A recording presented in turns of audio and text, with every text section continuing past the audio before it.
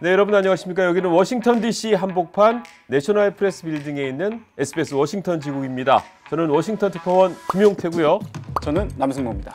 네, 저희가 이렇게 두 번째 시간을 갖도록 하겠습니다. 오늘도 마찬가지로 미국 정치 전문가 1타 강사 소율공 선생님 나오셨습니다. 어서 오십시오. 안녕하세요. 저희가 파일럿처럼 한번 시험 삼아서 방송을 해봤는데 주변 반응이 어땠습니까? 너무 좋았습니다. 어떤 점에서 그렇게 좋았습니까? 우선 저는 조회수가 높아가지고 놀랐고요. 주위에서는 그걸 보더라고요. 안 보내줬어도. 사실은 저희도 뭐 지적을 좀 많이 받았는데요. 저희는 지적받는 거에 익숙하니까 또 여러분이 해주신 말씀 다 읽어보진 못했지만 대부분 아주 옳게 쓴소리를 많이 해주신 것 같습니다. 저희가 첫 회다 보니까 조금 부족한 점이 있었을 겁니다. 앞으로 조금씩 나아지는 모습 보여드릴 테니까 계속 관심 갖고 지켜봐 주시면 대단히 감사하겠습니다.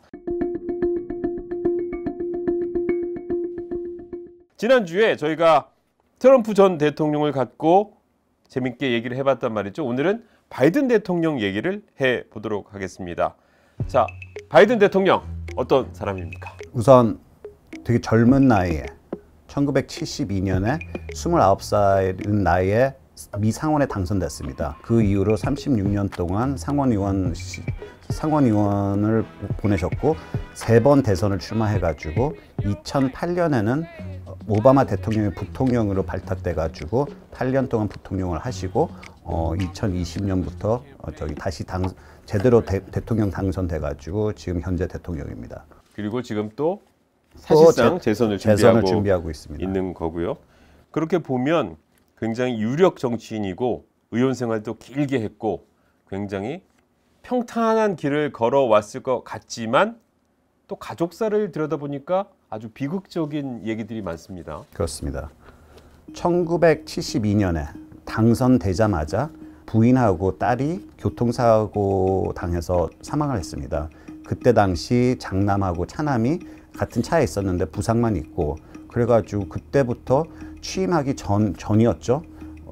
고민을 많이 했답니다. 저기 상원을 가야 되냐, 워싱턴을 가야 되냐. 이렇게 가족들이 뭐 이런 상황인데 정치 생활을 해야 되겠느냐 이런 고민을 했다 이거죠. 두 어린 아들들을 키워야 되는데 굳이 워싱턴에 가가지고 시간을 보내야 되겠냐는 고민을 하다가 상원에서 그때 당시 원내 대표부터 시작해가지고 많이 설득했대요.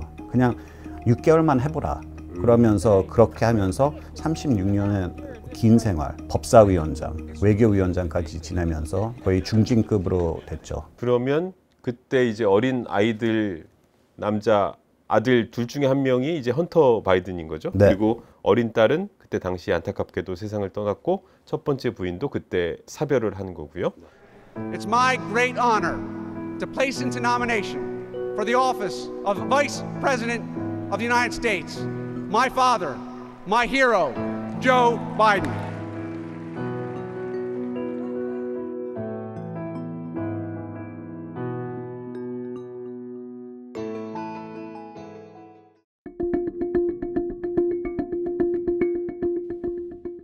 여기서 등장하는 아들 중에 한 명이죠. 헌터 바이든, 차남. 이 차남이 굉장히 요즘에 미국 언론에 많이 보도되고 있습니다. 얼마 전에 헌터 바이든이 출석한다고 해서 방송사 중계체들이 엄청나게 몰려있는 것도 볼 수가 있었거든요. 헌터 바이든의 범죄 혐의 이런 게 굉장히 많죠? 너무 많죠. 너무 많고 지금 재선에 좀 큰 피해를 보고 있죠. 그것 때문에. 좀 어떤지 구체적으로 좀 설명을 좀 해주시면요. 우선 연방 특검이 수사하고 이제 기소된 상태인데 그게 뭐냐면은 탈세 혐의하고 불법 총기 혐의로 지금 기소돼 있는 상태입니다. 흔히 말하는 헌터 바이든은 바이든의 아픈 손가락이다 이렇게 얘기들을 많이 하는데 사실 트럼프 전 대통령이 여러 가지 뭐 추문들, 뭐 성추문이 됐건 아니면 무슨 뭐 어떤 경제적인 문제가 됐던 이런 것들이 많은데 바이든 대통령은 사실 본인 거는 거의 드러난 바가 없는데 이 헌터 바이든이 특히나 뭐 성추문, 인종차별 뭐 이런 걸로도 구설수에 많이 오르지 않았나요? 네, 맞습니다.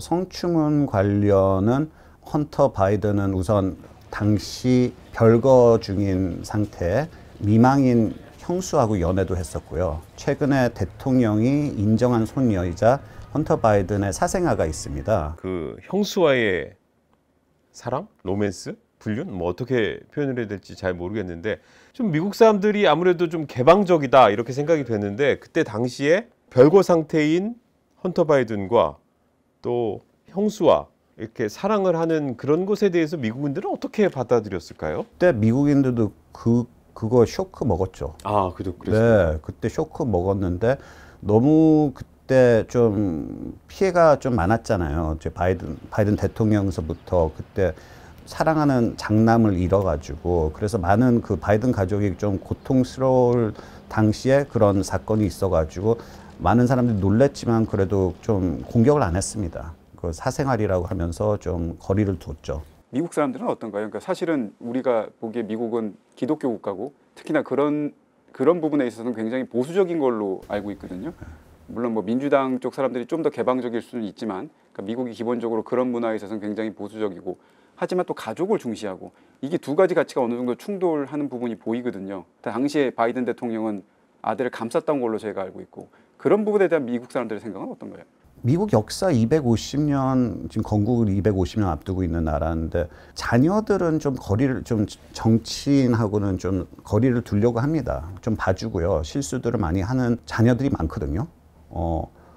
조지 워싱턴 초대 대통령은 자녀가 없었지만 2대 대통령 존 애덤스부터는 진짜 너무 많은 스캔들이 있었어요. 자녀들, 손자들 때문에. 그 애덤스 또 6대 대통령이 애덤스의 아들이었던 존 퀸시 아담스였는데 그 사이에 손자들 아들들이 너무 많이 말썽을 많이 피웠거든요. 뭐 알코올 중독자도 있었고 다 하버드 나왔는데 하버드 퇴학도 있고 사촌하고 결혼한 손자도 있고 그때는 또 결투가 허용된 나라였잖아요. 총으로 결투하는. 그래서 결투하는 아들들도 있었고 그래가지고 좀 스캔들이 많았고 최근에만 해도 20세기만 해도 티오도어 로즈벨트 대통령의 따님 장녀가 앨리스 로즈벨트라고요. 한국에서 조금 알려져 있는 분인데 네. 그분이 1905년에 을사조약 체결하기 전에 저희 대한제국을 방문한 계기가 있어가지고 그때 그 따님이 좀 워싱턴 사회에서 좀 말이 많았어요. 그 시대만 해도 숙녀가 막 공공 장소에 나가가지고 담배 피고 욕하고 도박하고 그런 케이스가 없고 또 백악관은 애완용으로 뱀을 갖고 있었습니다. 그 딸이 저 딸이죠. 그 우리나라 능에 와가지고 왕릉에서 맞아요. 그 석상 위에 올라가서 네. 그래도 무리가 됐던. 네. 그리고 나중에 하원 의원하고 오하이오 하원 의원하고 결혼했는데 그 하원 의원은 결국 하원 의장까지 된 롱워스고요. 그런 케이스들이 많아가지고 자녀들은 어느 정도 미국 사람들은 봐줍니다. 실수를 해도.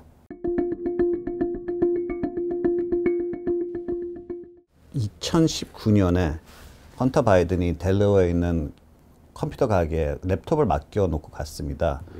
3개를 맡겼답니다. 근데 이제 지금 소송을 붙었는데 회수를 안 해간 모양이에요. 헌터 바이든이. 그래가지고 주인이 그걸 갖고 이제 노트북을 들어가가지고 진짜 이상한 걸 좀 많이 찾았답니다. 근데 그거를 이제 매체에 돌리고 공화당도 다 그걸 가지고 진짜 많이 지금 써먹고 있는데 대신 헌터 바이든 쪽에서는 이건 훔쳐갔다.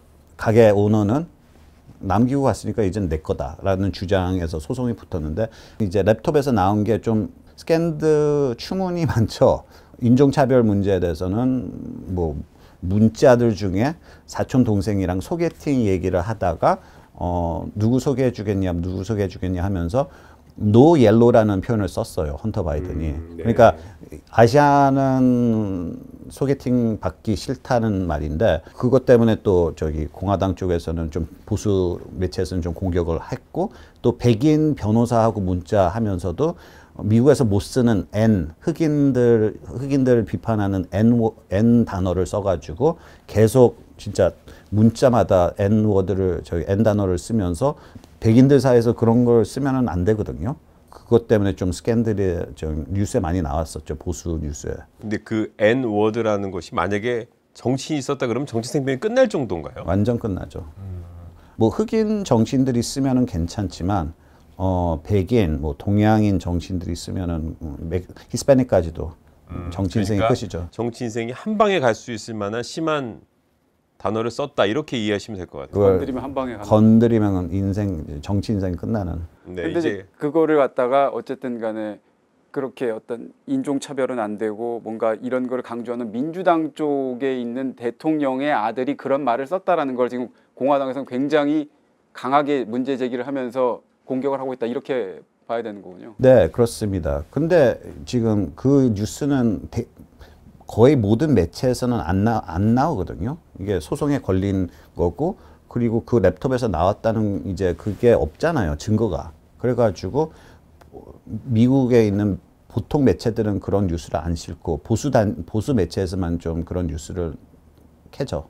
그게 적법한 절차로 얻은 자료냐, 또 그 자료가 맞느냐 이런 논쟁이 있다는 얘기인 거죠. 논쟁이 있죠. 네.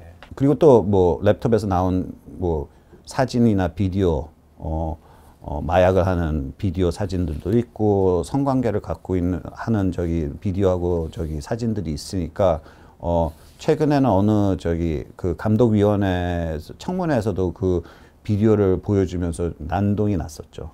국회에서 우리로 치면 국회에서 그걸 네, 틀어버린 거죠. 어느 하원 의원이 그걸 틀어놔가지고 좀 그때 좀 네, 말이 많았죠.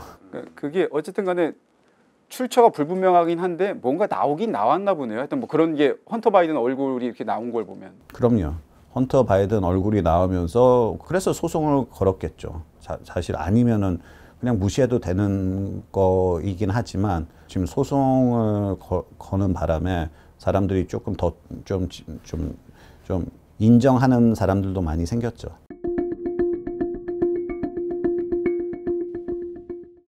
사실 우리나라에서 굉장히 영린으로 거론되는 게 아빠든 엄마든 이 찬스 썼다 이러면은 굉장히 그 부분을 심하게 질타를 받고 아버지 어머니 그 정치인이 엄청난 타격을 입는 게 우리나라에서 보통 있는 일인데 지금 퍼스트 레이디 그 질 바이든 여사 같은 경우에 역시 지금 딸이 한 명 있지 않습니까? 근데 그 딸도 지금 들어가 있는 회사 그게 아마 뭐 NGO 같은 거인 것 같은데 거기서도 역시 아버지 후광으로 들어갔고 초고속 승진으로 지금 올라가서 그게 문제가 된다는 얘기가 있는데 그런 거에 대해서는 미국 사람들이 별 문제 삼진 않나요? 애슐리 바이든 딸은 사회복지자거든요. NGO에서 일하고 초고속 해도 뭐 크게 뭐 우크라이나 천연가스 회사 이사도 아니고 큰 돈을 버는 것도 아닌데 별로 문제 삼지 않죠. 그게 우리나라와 미국의 가장 큰 차이 중에 하나군요. 그러니까 아버지의 어느 정도의 그 후광을 입는 거에 대해서는 그 뭐 그럴 수 있다 이런 식으로 많이들 보나 보군요. 아니 공격할 때도 많죠. 지금 헌터 바이든이 지금 그 시세잖아요. 지금 어떻게 보면은 앞으로 외국인 임기 동안 외국인 기업에서 자문을 못하게 하면서 헌터 바이든은 이제 좀 화가로 변신했잖아요. 근데 화가로 변신하면서도 지금 아빠 찬스라고 지금 130만 불어치 저기 화가 그림들을 팔았다고 해가지고 또 공격을 받고 있고 이것도 못하고 저것도 못하니까 좀 불쌍한 면이 있죠. 헌터 바이든이 이제 뭐 여러 가지 사생활도 좀 뭐랄까요, 좀 복잡한 것 같고 여러 가지 문제가 있어 보이는데 그래서 난 바이든을 지지하지 못하겠다 이런 분위기는 어느 정도나 있습니까? 그런 분위기는 좀 없는 걸로 보고 있어요. 말씀하신 대로 자녀와 정치인을 좀 분리해서 보는 게 많은 모양이군요. 네, 그것도 있고 미국 정치는 뭐 다른 나라도 마찬가지지만 공화당하고 민주당은 또 이중 잣대가 있어요. 왜냐하면은 공화당인 보수 정치인들은 어느 정도 가족 뭐 가치 같은 거를 앞세우면서 선거 운동을 하고 그렇지 않습니까? 그런데 민주당 의원들은 안 그렇거든요. 그래서 바이든도 특별히 뭐 가족 가치 뭐 보수적인 그런 선거 운동을 안 하다 보니까 가족 내에서 자기도 실수, 민주당 의원들은 정치인들은 실수도 해도 좀 많이 봐주는 편입니다. 결국은 스윙 보터 쪽에 있는 사람들이 어떻게 보느냐인데 그 사람들은 이 헌터 바이든 문제를 어떻게 볼까요? 중독이라는 건 병이라고 미국에서 생각하거든요. 근데 이거 병 걸렸다는 거잖아요. 마약 중독인 사람도. 대통령도 충분히 인정하는 사실이고 숨기는 사실도 아니고 자기도 옛날부터 술을 손을 안 댔잖아요. 바이든 대통령은 좀 유명하게. 외가 탓이라고 합니다. 외가에 너무 알코올 중독자가 많아가지고 술을 손을 안 댄다는 걸 인정하니까 바이든 대통령은 좀 뭐라 그러지? 영어로 표현하자면은 wears his heart on his sleeve. 그러니까 번역은 심장을 옷소매 입는다라는 말인데 그건 결국 무슨 말이냐면 감정을 좀 내세우는 사람이라서 많이들 봐줍니다. 약점을 드러내는 사람이로서 좀 많이 솔직하다 뭐 이런. 솔직하다. 그러니까 네. 아들이 마약 중독 문제가 있다라고 인정하셨으니까 그걸 당한 가족들도 많잖아요, 미국에는. 그래가지고 어느 정도 이해해 주려고 하는 것 같아요. 난 바이든이 좋지만 아들이 저 모양이라서 못 찍겠다. 이런 사람은 생각보다 많지 않을 수도 있다. 이런 얘기인 거네요. 네, 차라리 고생한다라는 생각을 하는 사람들이 많은 것 같아요. 바이든 대통령 본인 얘기를 좀 해보고 싶은데 뭐 트럼프 전 대통령하고 비교할 바는 아니겠습니다만 트럼프 전 대통령 측에서는 바이든 대통령이 과거에 나쁜 손 논란이 있었다 이러면서 캠페인도 벌이고 뭐 영상도 만들어서 공격한 게 있더라고요. 그게 뭐냐면 뭐 사진 찍거나 뭐 할 때 여성들과 불필요한 스킨십을 했다 뭐 이런 얘기인데 이런 것들은 미국에서 좀 반응이 있었습니까?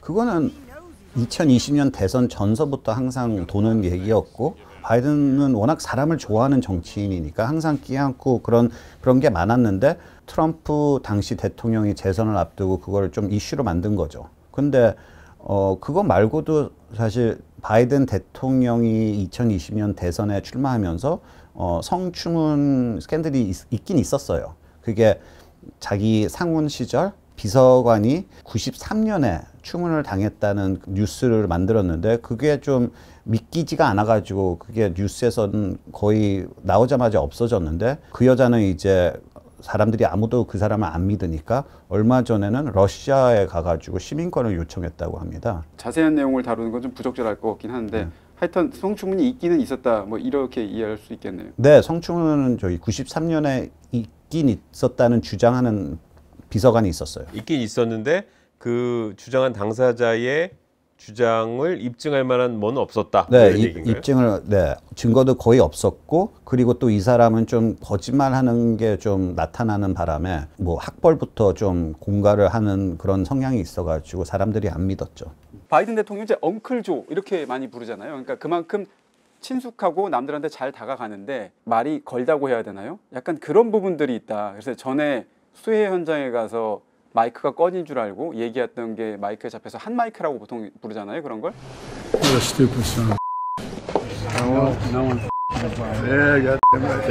그 어떤 말에 대한 그런 것들은 좀 어떻습니까? 정치인 치고는 좀 말을 길게 하는 사람입니다. 보통 정치인보다. 근데 좀 항상 그런 비판을 받으면은 이분은 어릴 때 말을 더듬었거든요. 그래서 그걸 극복한 사람으로서 많이들 좀 봐줘요. 미 정계에서는. 그래가지고 그런 핫마이크에 걸리면은 정말 말더듬한 사람이 극복을 했는데 그 정도야 봐줄 수 없냐 하는 거를 해서 보통 넘어갑니다. 바이든에 대해서는 좀 관대한 그런 측면이 좀 있는 것 같네요. 사람들이 너무 좋아하는 정치인이에요. 어떤 부분? 여야에서 이분은 그냥 솔직하고 자기 약점을 말더듬는 것부터 뭐 가족 비극, 딸 사망하고 아들도 뇌종양에 죽고 뭐 그런 걸 다 그냥 어느 정도 보면은 털어놓고 하는 스타일이라 가지고요. 사람들이 잘 받아줍니다. 여야 다. 만약에 그 바이든 대통령이 재선이 된다. 그럼 우리나라로서는 어떤 대비를 해야 되고 또 어떤 전략으로 미국의 정책을 평가해야 될지 그 부분은 우선 좀 소개를 좀 해주세요. 지금 지난 1년 동안 한미일 체제를 좀 강화시키고 나갔지 않습니까? 바이든 대통령은 또 윤석열 대통령 동의하고. 근데 그거는 계속 이어갈 것 같고 거의 매달 미국에서는 좀 반중 정책이 나오는데 그걸 이제 한국에서는 거의 나올 때마다 케이스 바이 케이스로 대응이 있어야 될 것 같습니다. 요즘은 좀 경제 관련 좀 정책들이 계속 많이 나오는데 언젠가는 이제 우크라이나 전쟁 이게 끝나갈 시점에는 이제 중국에 다시 포커스가 다시 중국에 갈 테니까 한국에서는 그걸 감안해야 될 것 같고 그것도 좀 어려운 초이스들이 많이 나올 겁니다. 특별히 중국과 관련.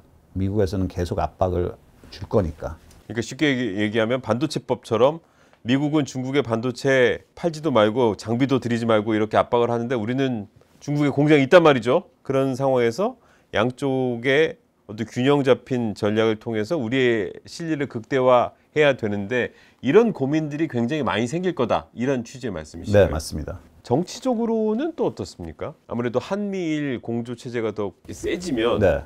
이 북중러나 이렇게 관계들을 좀 유연하게 가져가기가 좀 어려워질 수도 있지 않나 이런 생각도 드는데요. 그렇죠. 그거는 서울서 보는 관점에서는 좀 어려울 겁니다.